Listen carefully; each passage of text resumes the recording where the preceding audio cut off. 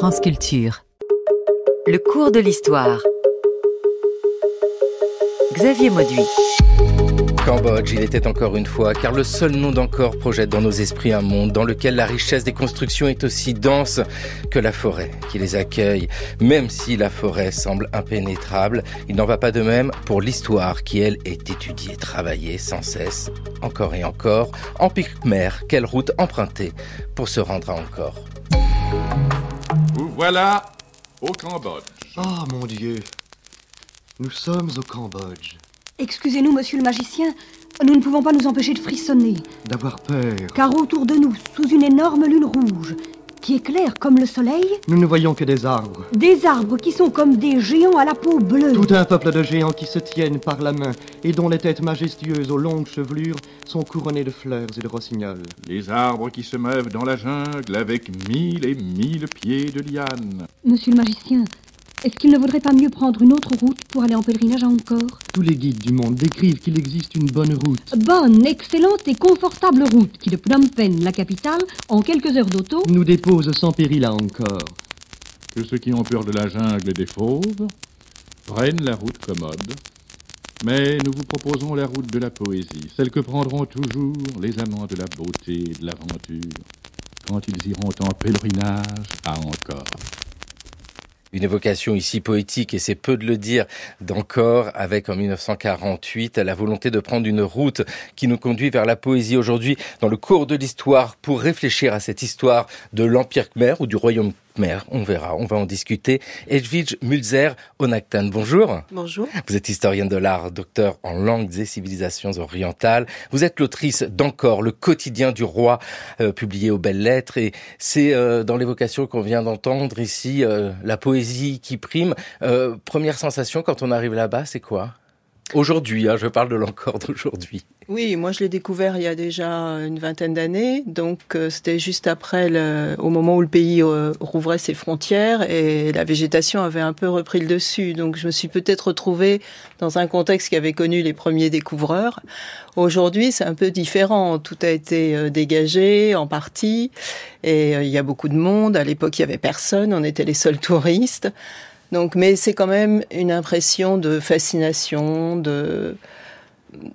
d'être projeté dans un monde qui nous est totalement inconnu et qui nous attire en fait. Ouais, et puis le monde totalement inconnu, vous avez raison de le dire, parce que la non-compréhension de l'histoire, ça ajoute au mystère. Sauf que historiens sont là pour nous aider à saisir l'histoire.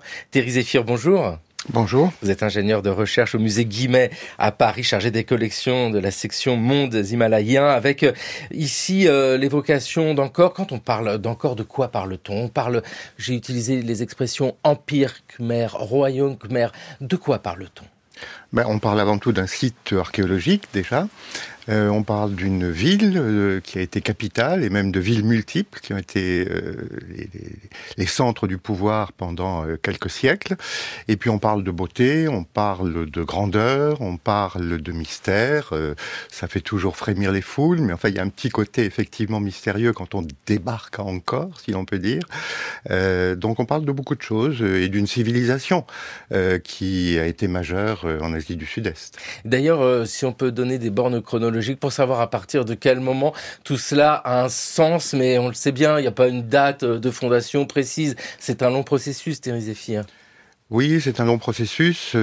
On a traditionnellement dans nos ouvrages de vulgarisation des dates bornes. Donc on dit début de l'époque angkorienne 802, qui est la date de la cérémonie d'intronisation d'un roi réputé être le fondateur d'une lignée royale angkorienne. Et puis 1431, la chute d'Angkor. Alors il faut mettre beaucoup de guillemets à ce terme de chute.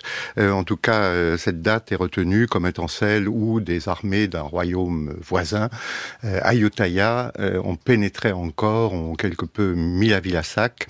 Et dans ces bandes chronologiques, évidemment, il faut une grande souplesse parce que il y a tout un processus de mise en place de l'urbanisme khmer, de la royauté elle-même qui a débuté bien avant et qui s'est perpétué après. Dans le fond, la période la plus pauvre au regard de la connaissance qu'en a le grand public. C'est ce qui a suivi encore. Et aujourd'hui, on tend vraiment à approfondir cette période, à mieux la connaître, à mieux l'appréhender, à mieux la valoriser. Et c'est effectivement une période qui est très riche. Ah oui, pour les repères chronologiques, mais c'est juste pour donner des éléments de comparaison, même si comparaison n'a pas grand sens ici. C'est notre Moyen-Âge à nous, cette période-là, pour cette période d'Ancor. Oui, alors le terme de Moyen-Âge, c'est décalqué en fait sur des réalités historiques d'Asie du Sud-Est, si vous voulez, un système de compute temporel qui est proprement européen. Donc, on parle pas, nous, vraiment de Moyen-Âge ou d'Antiquité ou d'âge classique. En fait, le nom même d'Ancor a servi à qualifier les grandes articulations historiques qui ont été déterminées par les historiens et qui sont aujourd'hui un petit peu reconnus par tous, entre une période d'apogée économique, politique, culturelle aussi, et puis les périodes qui l'encadrent, donc une période entre guillemets formative, mais qui était déjà très très développée, et une période qui succède et qui est effectivement de toutes la moins connue. Oui.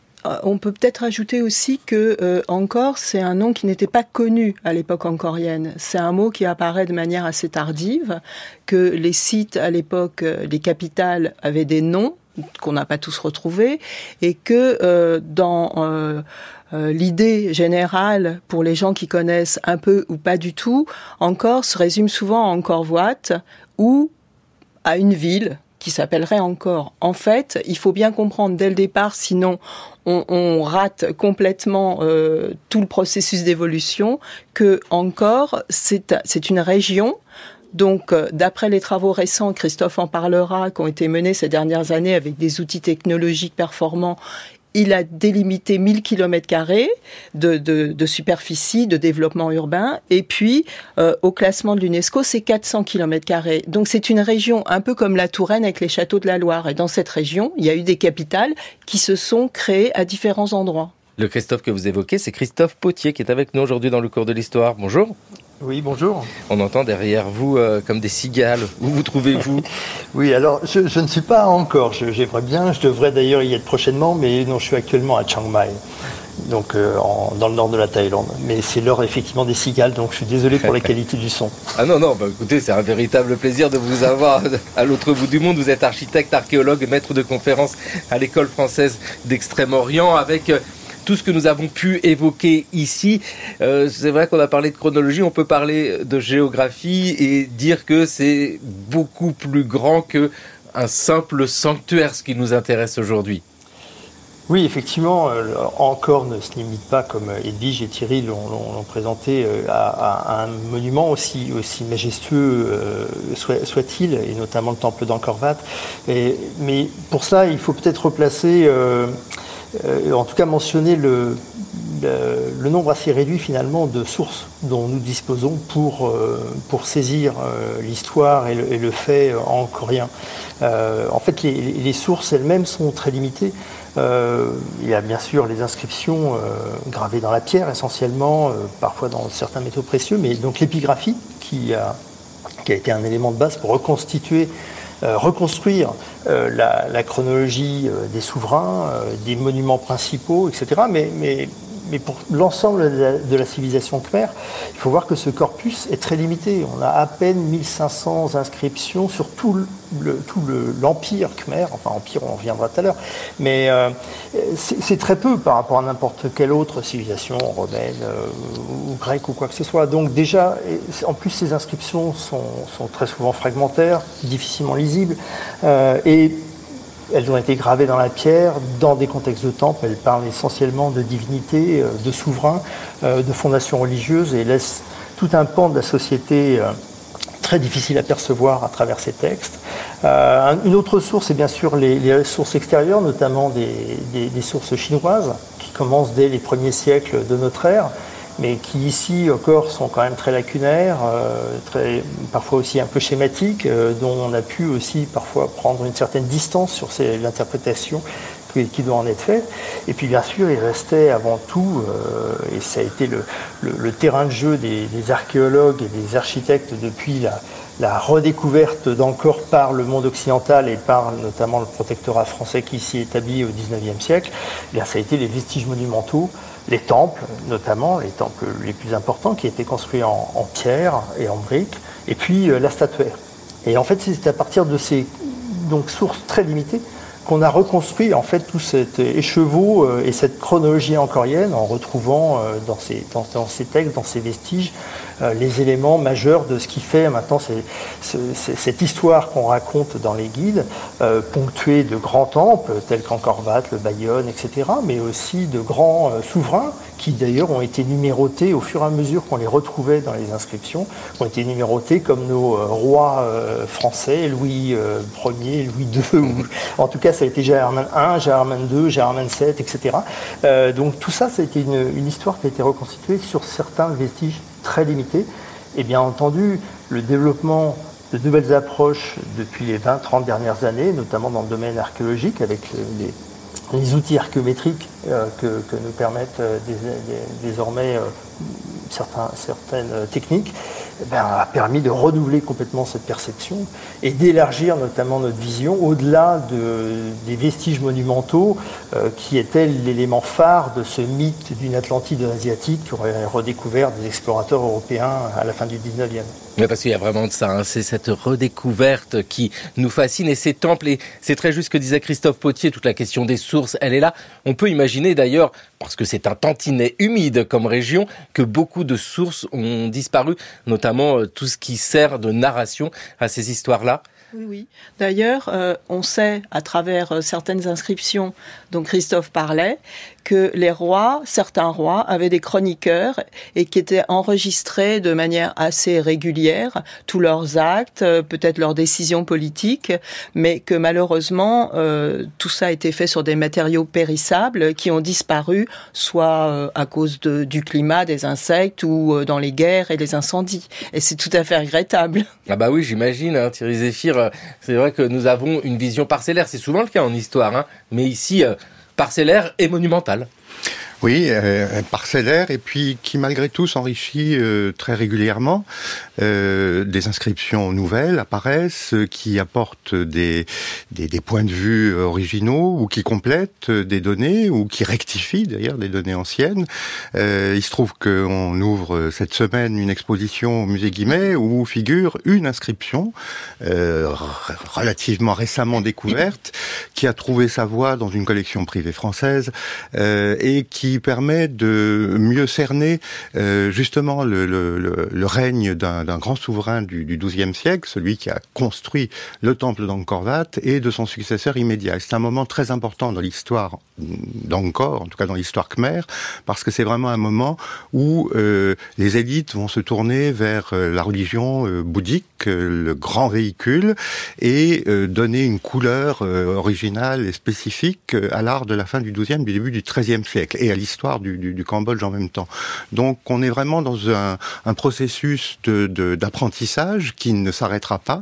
Et puis au Cambodge, des fouilles, des recherches archéologiques, des découvertes de hasard apportent assez constamment de nouveaux éléments. Donc c'est une histoire qui n'est pas totalement connue et qui est un peu en devenir. Oui, c'est une histoire en devenir, et puis il y a les travaux des uns des autres qui permettent d'y voir plus clair. Encore le quotidien du roi, Evij Mulzer Onakton. C'est quoi cette histoire-là, ce quotidien du roi? Comment on reconstruit le quotidien du roi avec toutes ces sources que nous avons? Nous l'avons dit, beaucoup de sources disparues sur place, mais sachant qu'il y a des sources extérieures aussi qui ont pu observer ce qui s'y passait. Oui, vous faites allusion aux sources chinoises, évidemment. Évidemment, vous lisez dans mes pensées. Et alors, les sources chinoises, on les connaît à partir du IIIe siècle. Elles sont intéressantes on en a un certain nombre pour la période pré-angkorienne. Après, pour la période angkorienne, on en a assez peu. Et puis, il y a le fameux Cheotakuan qui vient avec une ambassade à Angkor à la fin du XIIIe et qui nous laisse un récit assez détaillé très thématique, où tout n'est pas à conserver d'ailleurs, parce que il parle de beaucoup de choses. Il veut présenter une vision totale d'Angkor, puisqu'il est à Angkor, mais il s'étend aussi plus largement au reste du pays, à ses ressources naturelles, à son commerce. Il aborde différents aspects, mais parfois il n'a pas la bonne information, ou il voit les choses avec son regard de chinois et il interprète mal, ou il comprend de travers. Donc, toutes ces sources sont très utiles, mais pour reconstituer le quotidien du roi, il m'a fallu me plonger dans toutes ces sources d'informations et les croiser. Bien évidemment, j'ai étudié ligne par ligne les inscriptions qui étaient déjà toutes traduites, et dans ces inscriptions qui ne parlent évidemment pas du roi, je vais vous parler un petit peu du pouvoir royal. Le roi au Cambodge n'est pas un dieu, contrairement à d'autres pays. Il n'est pas divinisé, mais il est l'autorité suprême. Dans la tradition indienne, il se pose en monarque universel. C'est quelqu'un qui a un pouvoir discrétionnaire, mais il ne prend des décisions que pendant son règne. Il n'y a pas de jurisprudence royale en quelque sorte. Donc, il a un travail énorme à faire quand il est désigné comme souverain, quand il est couronné, puisque, par exemple, toutes les fonctions, tous les titres doivent être reconduits, ou il doit renommer d'autres personnes qui lui sont plus favorables. Et il a donc fallu, pour trouver toutes ces petites informations, aussi les informations du quotidien, matériel, reprendre toutes ces inscriptions qui, elles, sont essentiellement consacrées aux dieux des temples, puisque c'est des inscriptions qui accompagnent la construction des monuments religieux, et sortir de leur contexte des mots qui désignaient des pots, du matériel, des onguents, des huiles, de la nourriture, des dons, qu'est-ce qu'on donnait au temple. On peut penser que ce qui était donné aux dieux pouvait aussi figurer au palais royal. Et ça a été vraiment un travail de fourmi qui m'a pris beaucoup d'années pour recouper tout ça en utilisant les sources chinoises, mais aussi les sources indiennes, parce que on sait que la civilisation angkorienne a beaucoup emprunté au monde indien dans tous ces domaines, et essayer de redonner quelque chose d'assez vivant sur ce qu'était la vie du roi, son quotidien, son entourage, ce qu'on pouvait trouver au palais, sans jamais inventer ou imaginer. Bah oui, le travail de l'historienne, bien sûr, direction le palais. Palais. Il y a une tour d'or au sommet de laquelle couche le roi. Tous les indigènes... Laloum qui nous lisait cet extrait de Chu Daguan. Chu Daguan, oui. Vous le dites mieux que moi. Avec ici vraiment l'idée du palais. Mais quand nous réfléchissons à Angkor, que voit-on de ce palais? Qu'est-ce qu'on voit à Angkor? On voit beaucoup de temples en fait, Thierry Zéphyr. Oui, on voit essentiellement la structure religieuse du site, en tout cas ses éléments principaux. Le palais royal lui-même, on sait où il se trouve, on le connaît physiquement. Il est entouré, enfin c'est un ensemble de bâtiments qui a disparu aujourd'hui, bien sûr, mais qui était entouré par une enceinte en dur, avec des portes d'accès dans des cours différentes. Donc on a une assez bonne connaissance de l'emplacement du palais royal. Il y en a d'ailleurs eu plusieurs sur le site d'Angkor, puisqu'il y a eu plusieurs capitales.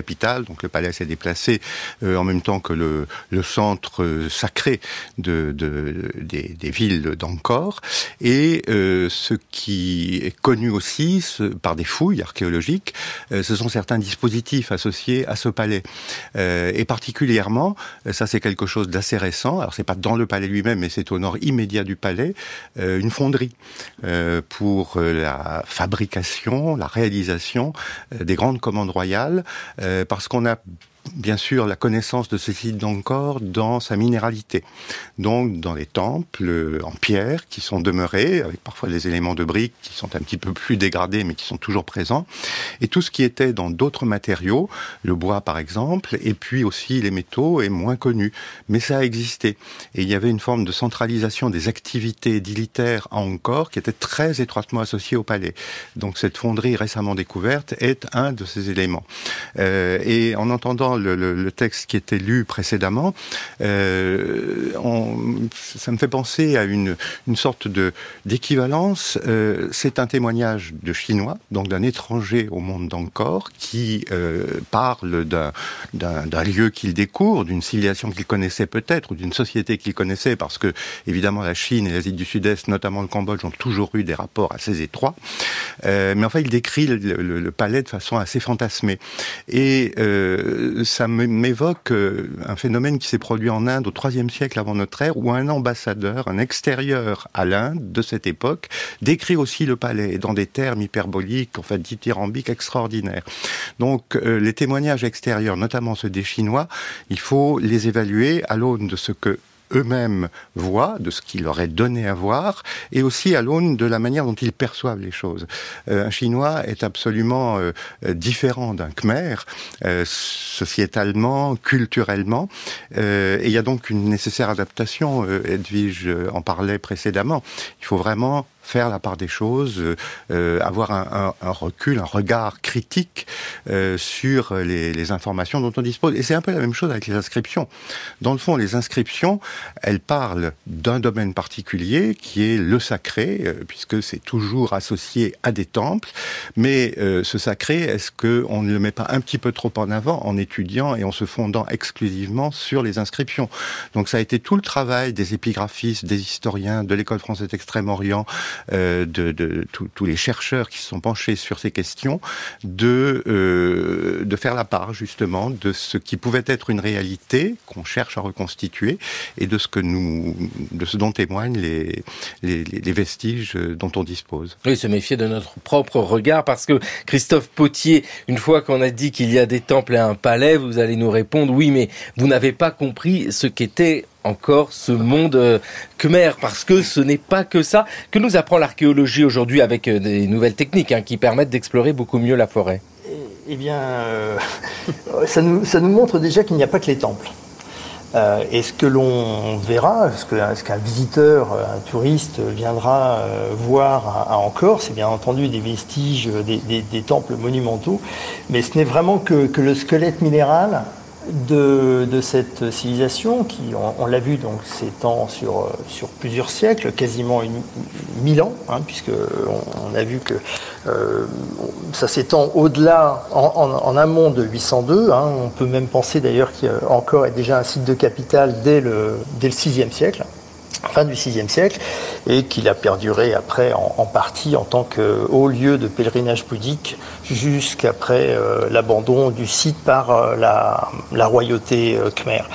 Mais en dehors de cet aspect monumental, dont il ne reste finalement que les temples construits en dur, en pierre et en briques, et encore il ne reste que les monuments principaux, puisque des centaines de sanctuaires, de temples, de villages étaient construits aussi en matériaux périssables et ont quasiment totalement disparu, de même que tout l'habitat.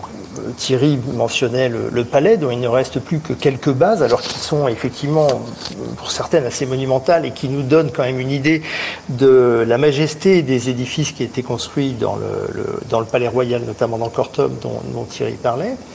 Mais au-delà, c'est valable pour tous les habitats, avec des matériaux plus modestes, des sections de bois, de palmes, de chaume, de bambou, etc. Et tout cela est bien entendu en milieu tropical, soumis aux moussons, avec des sols qui sont en plus relativement acides et qui sont donc peu propices à la préservation des composants organiques, a amené à la disparition quasi complète de tout cela. Ce qui fait que quand on fouille maintenant de l'habitat, et ça c'est quelque chose qui finalement est assez récent, on a commencé finalement en archéologie à s'intéresser à l'habitat il y a, on va dire, une quinzaine d'années, à peine. Donc on a encore très peu d'éléments. Par exemple, je crois qu'on ne connaît pour l'instant qu'une seule fouille de maison à Angkor, alors que le site est immense. Eh bien, en dehors de ces éléments-là, que l'on fouille avec des techniques dignes de la préhistoire, finalement, on a par contre aussi, et fort heureusement, les traces de l'impact topographiques que les Khmers ont laissés sur leur territoire. Et donc ça, c'est aussi lié au milieu dans lequel Angkor s'établit. C'est une plaine alluvionnaire très plate, finalement, et où ce régime climatique de saison des pluies, où on baigne dans l'eau pendant 6 mois de l'année et 6 mois de l'année très sec, ou à l'inverse, il s'agit de conserver un peu d'eau, eh bien, a amené les Khmers dès les premières périodes, et voire même avant d'ailleurs les périodes angkoriennes, ça on l'a déjà dès les premiers établissements de l'âge du bronze et de l'âge du fer, il y a environ 3000-3500 ans, à aménager les habitats, et au-delà, y compris les sanctuaires, sur des terre-pleins artificiels. Et donc, encore, vous y verrez des temples monumentaux particulièrement spectaculaires, mais ce n'est que la partie émergée de l'iceberg. En fait, tous ces aménagements reposent sur des travaux de terrassement gigantesques qui se sont accumulés au fil des siècles et qui ont finalement artificialisé le territoire sur une très vaste période. Donc on reconnaît des terre-pleins de temples qui sont généralement ceints d'une doue avec des chaussées axiales majoritairement orientées à l'est. On y retrouve des centaines, voire des milliers d'étangs, de bassins, autour duquel, bien entendu, on suspecte que se concentrait l'habitat. Mais on a aussi toute une série de digues, de canaux, de grands étangs et donc notamment de grands bassins tels les barails qui sont des genres d'étangs artificiels de forme géométrique qui atteignent parfois des dimensions vraiment monumentales. Le plus grand à Angkor fait 8 km par 2, donc 16 km carrés avec des digues monumentales de plus de 10 mètres de haut et 150 mètres de large à la base.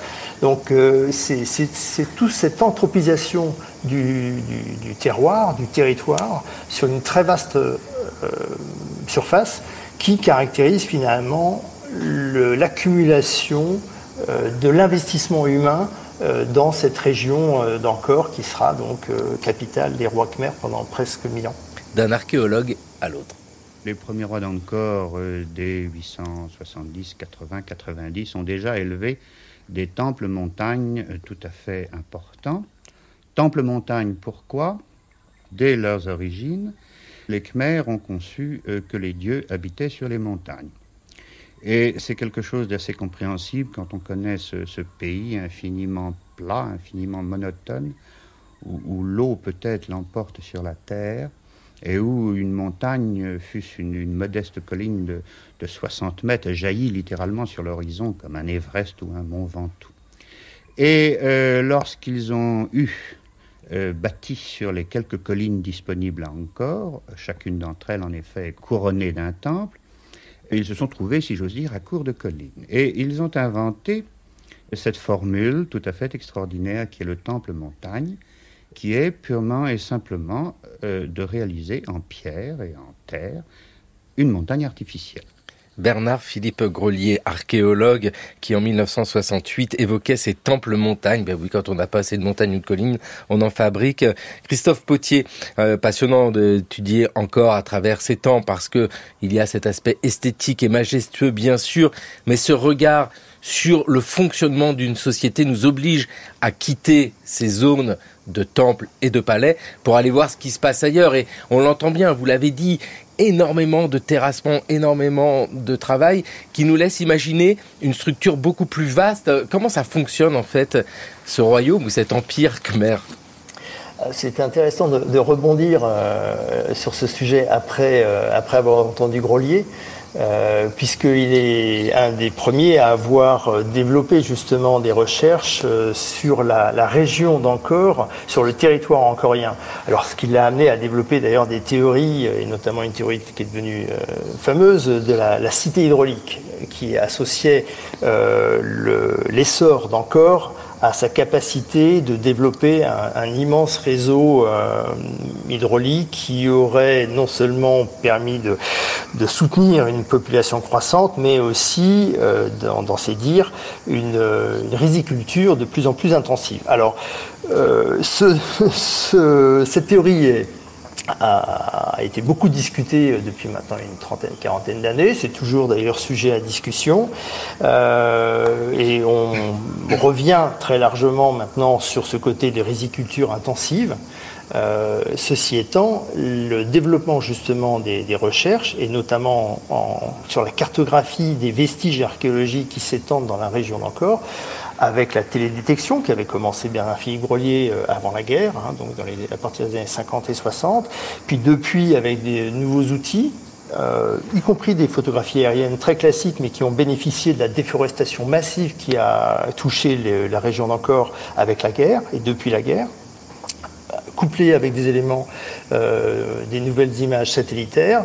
Et puis, depuis maintenant une douzaine d'années, date à laquelle on a introduit la technologie du LIDAR dans la recherche à Ancor, tout cela nous a permis donc d'affiner et d'élargir notre vision des sites archéologiques, de l'élargir à des terre-pleins beaucoup plus modestes auxquels on avait vraiment peu prêté attention jusqu'alors, et ce qui nous permet dorénavant de rentrer un peu plus dans le tissu urbain ou rural, suivant qu'on l'appelle, parce que justement c'est aussi cette vision de l'urbanité d'Ancor qui est en jeu. Il ne faut pas imaginer une ville d'Ancor comme une cité médiévale européenne très dense, où on vit les uns sur les autres, mais au contraire sur quelque chose qui s'étend sur un assez vaste territoire, couvert de végétation, avec des densités finalement relativement modestes, mais sur une très vaste zone. Eh bien, ces nouveaux éléments, notamment le LIDAR, nous a permis d'affiner cette connaissance, ces densités d'occupation, et de commencer à pouvoir proposer des visions paléodémographiques sur l'évolution d'Ancor. Mais c'est vraiment quelque chose qui est en cours et qui se développe durant ces 10 dernières années. Le LIDAR, c'est cette technique absolument sensationnelle qui permet de voir ce qu'il y a là, dessous et sous les arbres, notamment sous la forêt, avec Thierry Zéphyr, toute cette évocation d'Ancor, qui n'est pas une ville au sens où nous l'entendons, la concentration, qui est une ville qui s'étend. C'est pas exactement les mêmes fonctionnements que chez nous, avec des concentrations d'habitants, par contre, qui nous laissent rêveurs pour la période dont nous parlons. Oui, alors avant de vous répondre, juste une petite... je souhaiterais revenir sur la question des temples montagnes, parce que c'est vrai qu'au Cambodge, et à Angkor tout particulièrement, il y a ces fameux temples sur pyramide, à gradins, très géométriques, c'est-à-dire un ensemble d'une dizaine de monuments sur le site d'Angkor, pas plus, et des monuments qui sont tous des fondations royales.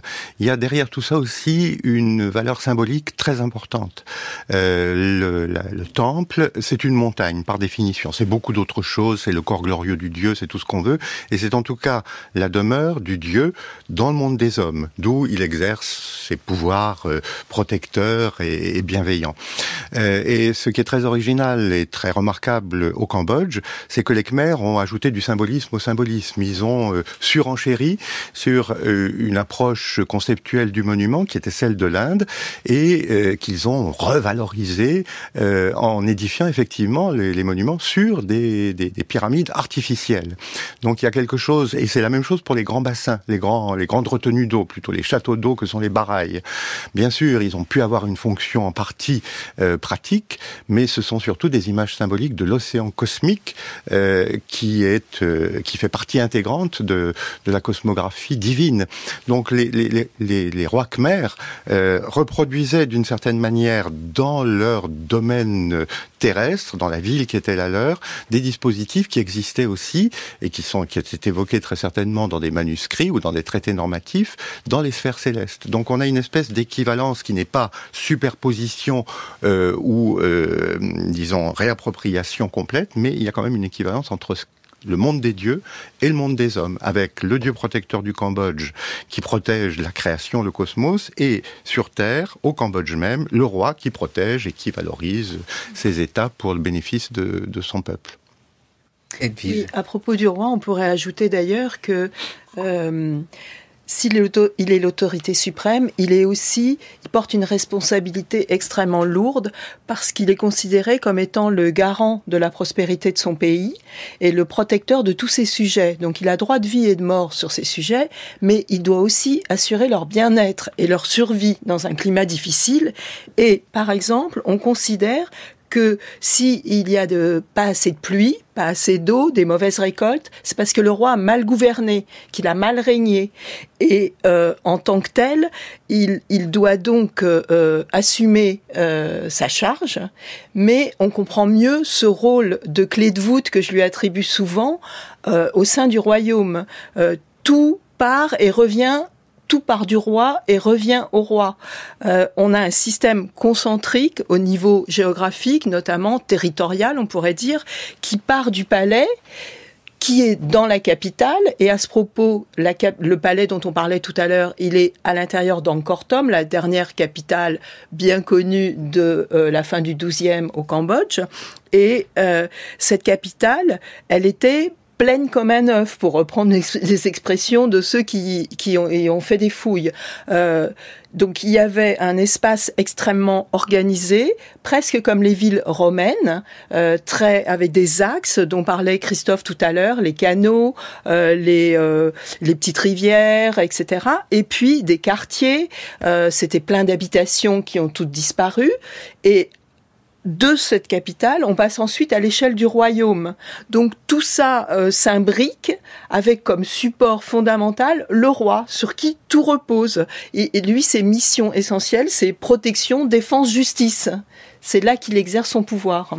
Est-ce qu'on a une idée donc de cette concentration de population ? Encore, c'est difficile à dire, hein, parce que on évoquait le fait que tout a disparu.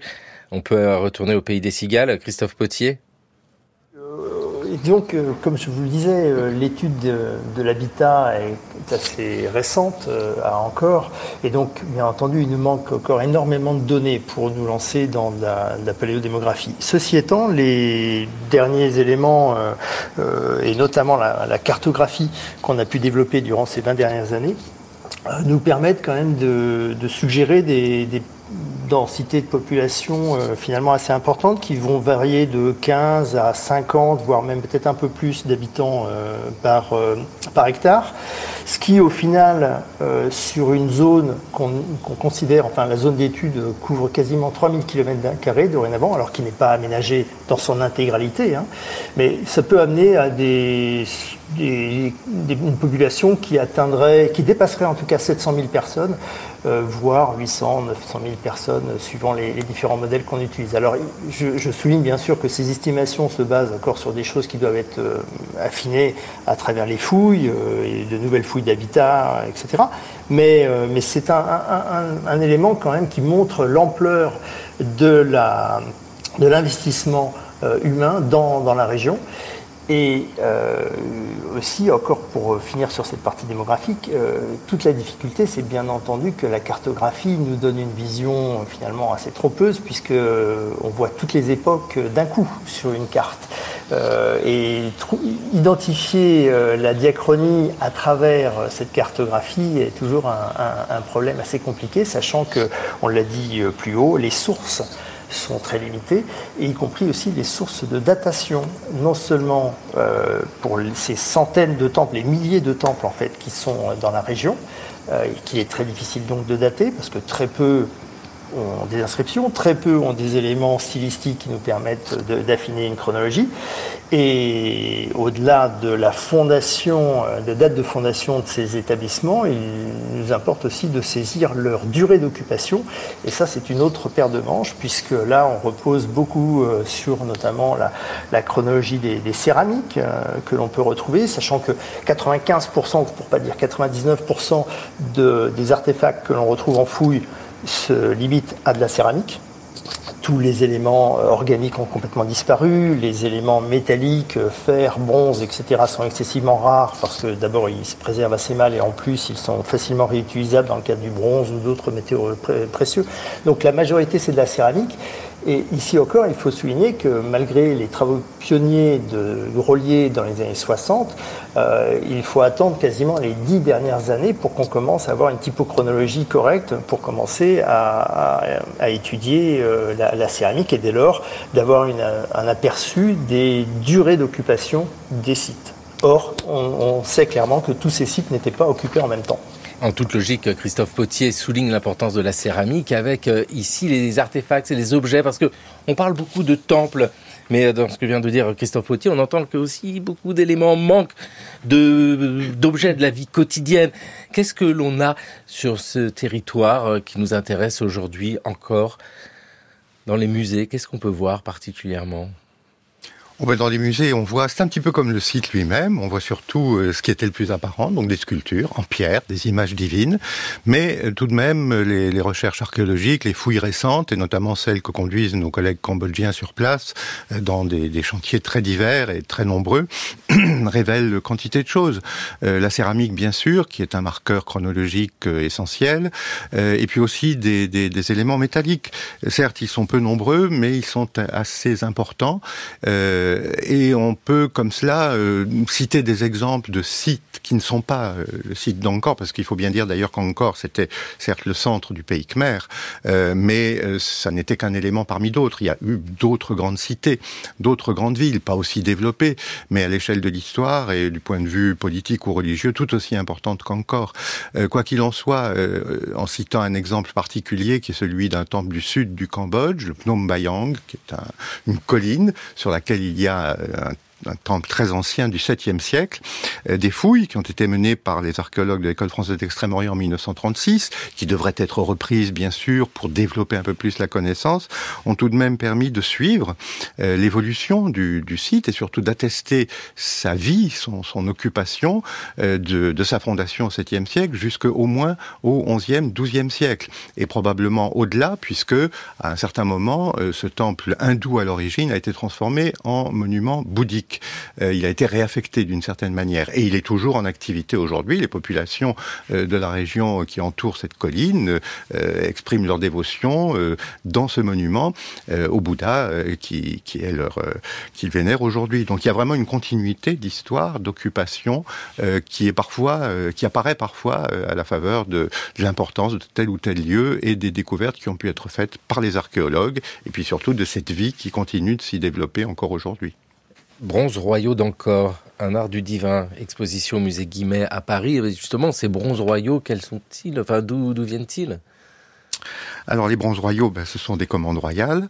C'est un titre qui a pour objet de faire saillir l'idée que la métallurgie, les artisanats liés au cuivre, liés au métal, ont souvent été associés au roi. C'est le roi qui est d'ailleurs, je le disais, qui est au sommet de tout, duquel tout dépend.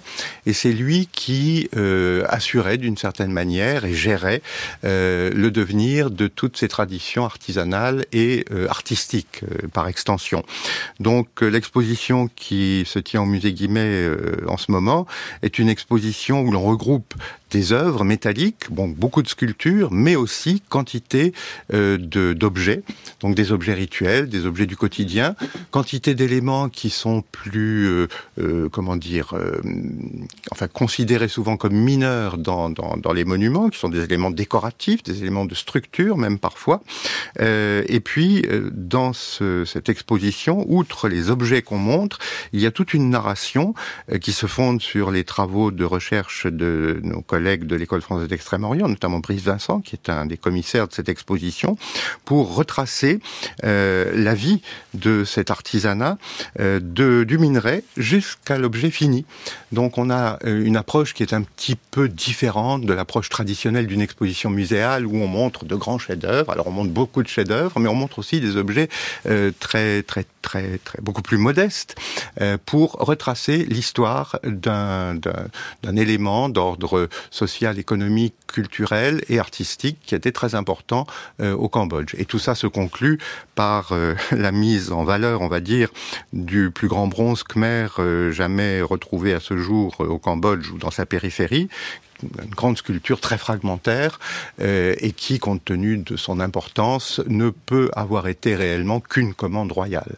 Donc on est là devant un cas de figure où, même s'il n'y a pas d'inscription, on sait, alors on peut être démenti dans le futur, mais en tout cas on sait que certainement cette grande image qu'on montre au musée Guimet a été commanditée par un roi. De bronze et d'or, la Khmer dans tous ses états, c'est un des prochains épisodes du cours de l'histoire, avec dans cet art-là, évidemment, au centre de beaucoup de préoccupations, le roi. À Angkor, c'était la statue du roi qui devenait le dieu de la capitale et non le roi lui-même. Mais il était tenu à des devoirs rigoureux envers son image. Devoir de lui bâtir un temple, tandis que le prince devait se contenter d'une demeure modeste, appropriée à sa chair et périssable comme elle. Il devait se contenter d'un palais de bois, pendant que son image se prélassait dans un temple de pierre ou de briques. Et puisque dans l'image royale respirait la présence ineffable de Dieu, c'était pour lui servir de sanctuaire que le roi élevait la capitale, ordonnait ses avenues, ses étangs, en même temps qu'il faisait construire d'autres temples pour d'autres idoles, images de ses parents, de ses amis, morts ou vivants. En 1958, Macaulay Pal, de son vrai nom, Nelly Pierrette Gued, qui, poétesse, romancière, porte un regard ici sur la statue, et peut-être même le statut du roi, Hedwige Mölzer-Onakten. Quel est ce statut évoqué ici? Parce que on entend bien l'idée d'un palais de bois quand les temples sont en pierre. Est-ce que on peut le lire ainsi avec les avancées de la connaissance historique? Alors, ce qu'on peut dire en ce qui concerne le roi du Cambodge, c'est que il ne faut pas insister sur le caractère divin. Comme je l'ai dit, il n'était pas considéré comme un dieu. Il ne se serait d'ailleurs pas permis de s'identifier à un dieu. En revanche, sa personne est sacrée. Et il a une importance fondamentale au sein de tout un environnement, mais il gouverne, il règne avec des ministres, avec des agents administratifs, dont certains sont très importants, qui sont notamment des brahmanes et qui, eux, ont aussi droit à la parole. Donc, en Inde, le roi ne peut pas gouverner sans les brahmanes, ne peut pas gouverner sans son chapelain et son gourou. Le chapelain qui s'occupe de gérer tous les rituels domestiques, parce que le roi, en fait, suit la même journée que le commun des mortels. Il va faire ses offrandes à ses divinités, ensuite il va évidemment s'atteler à son travail de roi, mais il a besoin de son chapelain pour les rituels quotidiens qui marquent la journée, qui marquent les mois, qui marquent l'année, parce qu'il y a beaucoup de grandes fêtes. Il a aussi son gourou. Le chapelain, c'est plus un guide spirituel. Le gourou, c'est plus, on pourrait dire, un premier ministre. C'est par lui que vont passer tous les ordres. Le roi, il a aussi des obligations judiciaires. Certains rois disaient qu'ils étaient tous les jours à la cour de justice. D'autres tenaient audience tous les jours. Donc c'est un personnage extrêmement important, mais c'est un personnage extrêmement accessible. Dans les inscriptions, bien entendu, il faut faire la part des choses. Les inscriptions font l'éloge du roi. Donc, elles vont pas dire que c'était un mauvais roi qui s'intéressait pas à ces sujets. Mais on a à plusieurs reprises des mentions de certains rois qui donnent audience tous les jours à leur sujet et qui précisent bien que tout le monde pouvait s'adresser au roi. Quand vous avez l'impression d'avoir été victime d'une injustice dans une cour de justice, votre ultime recours, c'est le roi. Et c'est sa parole qui est décisionnaire en dernier recours. Mais les rois khmers font preuve de simplicité aussi. On a des représentations très rares, mais sur des bas-reliefs de la fin du XIIe, de scènes de palais qu'on peut interpréter.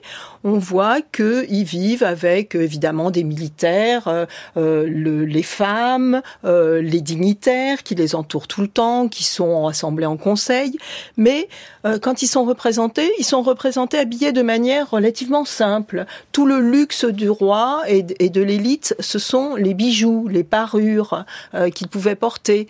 Le roi ne se considère pas comme très différent de ses autres sujets, tout en ayant conscience de sa supériorité.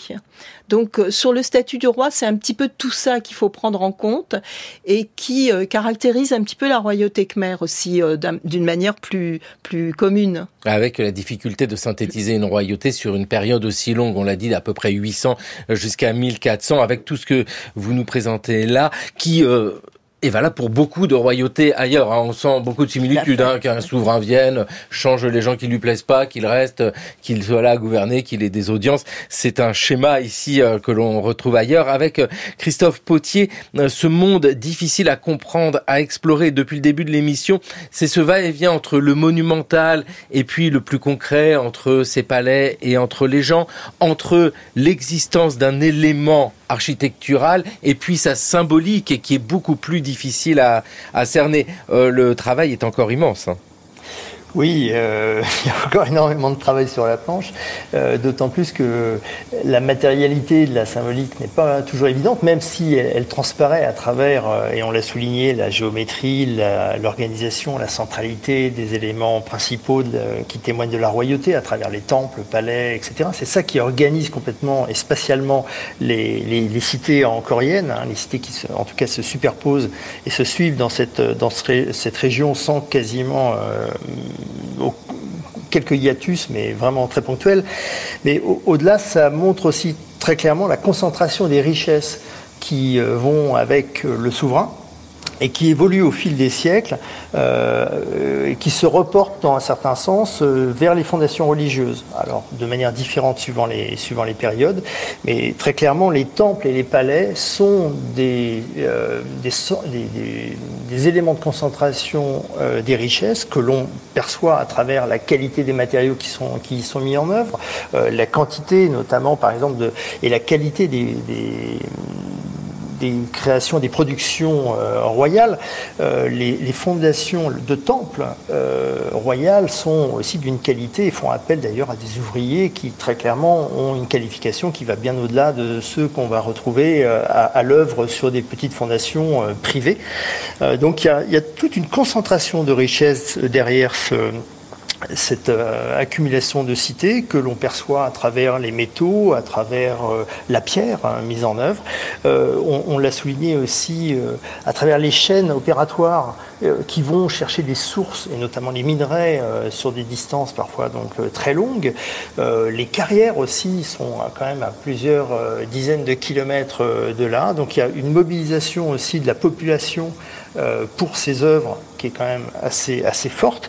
Et on l'a évoqué au début de l'entretien, empire ou royaume. Alors ça dépend bien sûr des critères qu'on veut mettre pour faire le distinguo entre d'un empire. Mais si on se base sur quelques critères un peu reconnus, un peu simples, tels que l'échelle, la hiérarchisation, la diversité, la monumentalité des traces matérielles ou même l'idéologie du pouvoir, eh bien très clairement, encore, ce n'est pas qu'un royaume, c'est clairement un empire, et on fait très souvent référence à l'empire khmer, ne serait-ce qu'à travers l'expansion territoriale d'Angkor, qui, à son apogée, va couvrir le sud du Vietnam, le sud du Laos aussi, une grande partie de la Thaïlande. Donc s'étend sur bien au-delà des frontières actuelles du Cambodge. La hiérarchisation, on l'a vu à travers différents éléments précédents, l'habitat, les différents bijoux qu'on va retrouver autour des palais, et même d'ailleurs en situation de palais, on va retrouver, pour revenir à la céramique, des céramiques d'importation de qualité vraiment très particulière. Dès le 9e siècle, on commence à avoir des céramiques du Moyen-Orient et des céramiques chinoises. C'est d'ailleurs les premières céramiques d'importation qui apparaissent à ce moment-là. Et même au fur et à mesure du développement et de l'accroissement des importations chinoises au 12e, 13e siècle, eh bien, on continuera à avoir dans le palais des productions vraiment tout à fait exceptionnels qui ne jureraient pas dans la cour de Pékin. Les traces matérielles, elles sont aussi très évidentes à travers la monumentalité des palais, des temples royaux, à la différence de temples beaucoup plus modestes, ça j'en ai déjà parlé, dont la plupart a été construits en matériaux périssables et qui se limitaient peut-être juste à une statue et un piédestal.